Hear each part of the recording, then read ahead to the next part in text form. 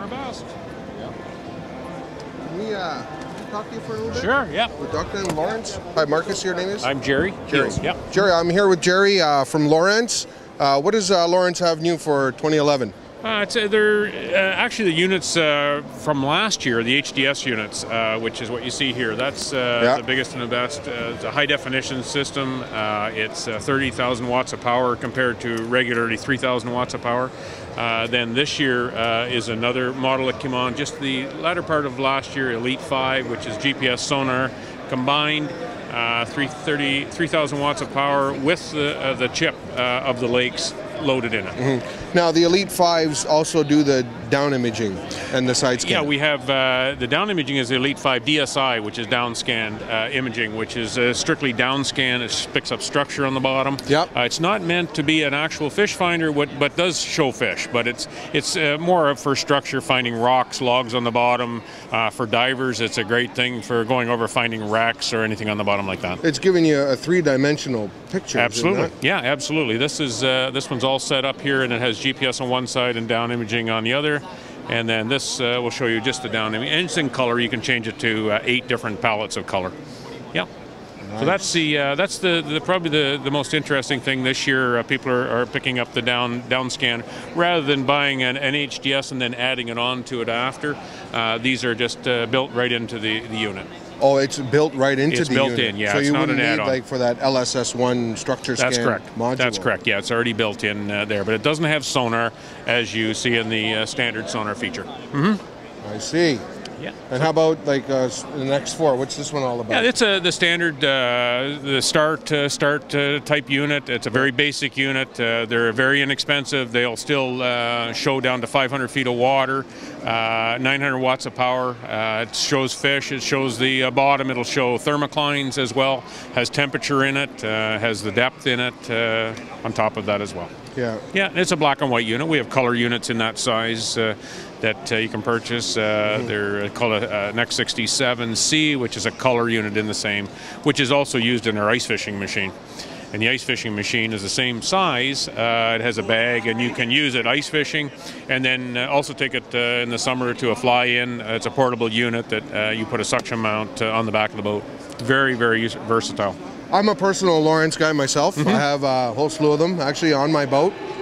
What is the bigger difference between, for example, an HDS 7 compared to the 8 and the 10? Okay, the only difference in is that we have the we call the hot keys across here, or fast keys as someone calls them. Some people call them. When you are on the particular page that you want to be on, in a sonar, the hotkeys at the bottom all relate to the page that you're on. So you have your sensitivity for sonar and your color line to change the color here, the ranges, everything for that page is on the page.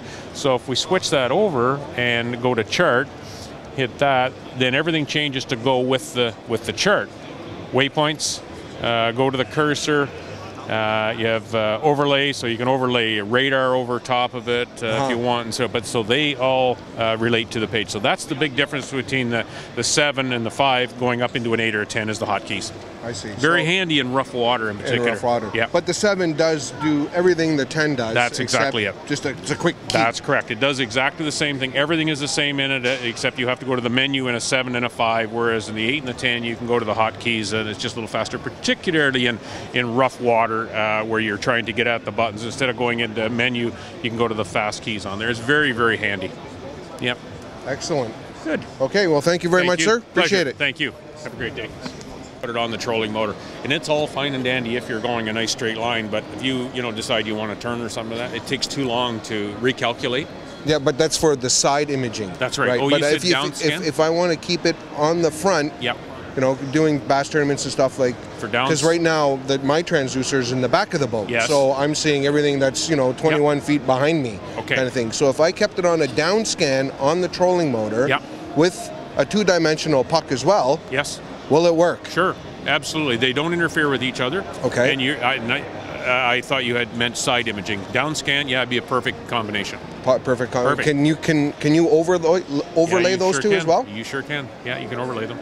And if you've got them hooked up, you have a, say for instance, an 8 on the helm and a 7 up in the front, and you put your transducer up in the front for the down imaging, you can relate it back to the back as well, or you can bring the one from the back up to the front. And that's just a matter of going, so you assign them certain positions within the unit, so I can go, okay, I want to see from the back. If I'm going, for example, down current, and I'm going with the current, so I want to read off the back. That's right. So I know what's coming up, not necessarily what's directly underneath me. That's correct. So I can actually just switch that right there, and I can use 2 transducers on one unit. That's right, and they're always running. And they're always running, and they never interfere with each other. Nice. Perfect. Outstanding. And you can overlay it. It's really nice. You can overlay over top. You know, you can put your sonar and and you can put your down imaging over top of it. And you can see the 2 different. So you can overlay the 2-dimensional picture on top of the down scan. Yeah, or vice versa. Yeah, it's great. So that's the ticket, eh? Yeah, and you know, you do that, and you put on efficient chips chart, which is the contours are in 1 foot increments, which efficient chips are only on certain lakes. Okay, they're only set up on certain lakes. Like Erie is there, the Lake Ontario is on there. How about St. Clair? Yes, St. Clair is on there. St. Clair River? And I'm not sure about the river. I'd have to check that. It more than likely is. If the lake's on there, it probably is on there. Unusual, though, I also work with Navionics as well. I'm pro staff with them as well. So, you know, that we work together in doing all the lakes and, you know, recording them to make sure they're right. That's how these fish and chips come on, because of us doing the recording of everywhere we go, and it gives them a more definite answer as to what's there for contours. Because, you know, their Navionics is given what Department of Transport has, or of course is they have the rights to it. Yeah. So they take the information that we give them from traveling on the lakes. We record everything we do when we're on the water with Navionics, and we record everything and send the chip to them electronically.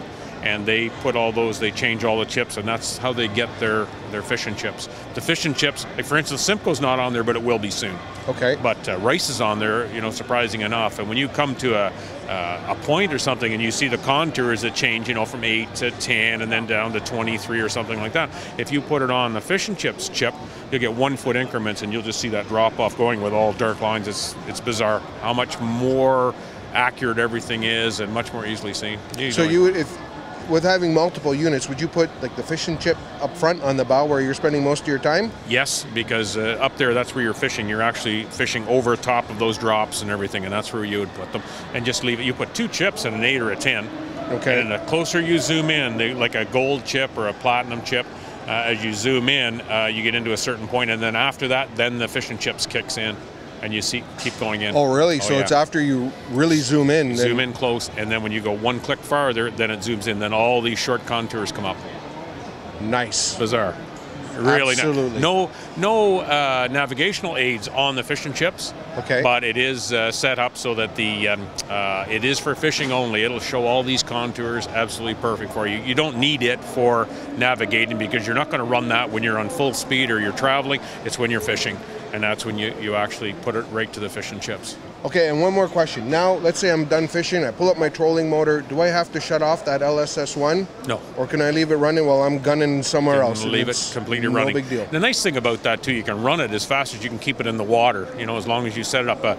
Mine is set on the back of, it's a bass boat, and I have a step on my boat. So you come down the transom, then the step goes in and then goes down. And I've mounted it, screw-nailed it right to the bottom of the boat on that step. It's completely open going off to the sides, which is great. I can go up to 17 miles an hour, and then my boat comes out of the water, and then the transducer comes out of the water, settle back down in the water, and it's instant. Yeah. 10 miles an hour is beautiful. You can put on a lot of miles with it, and that's the advantage to our side imaging or down scan, is because you can travel fast with it.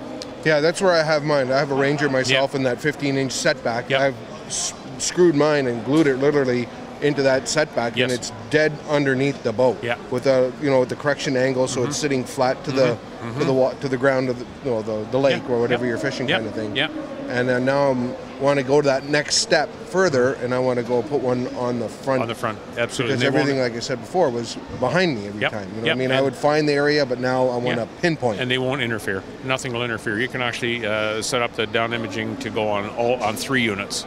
We have charter boats that have got them on 3 units. One up on the fly bridge, one down on the helm, and one for the guys that are fishing in the back to be able to look.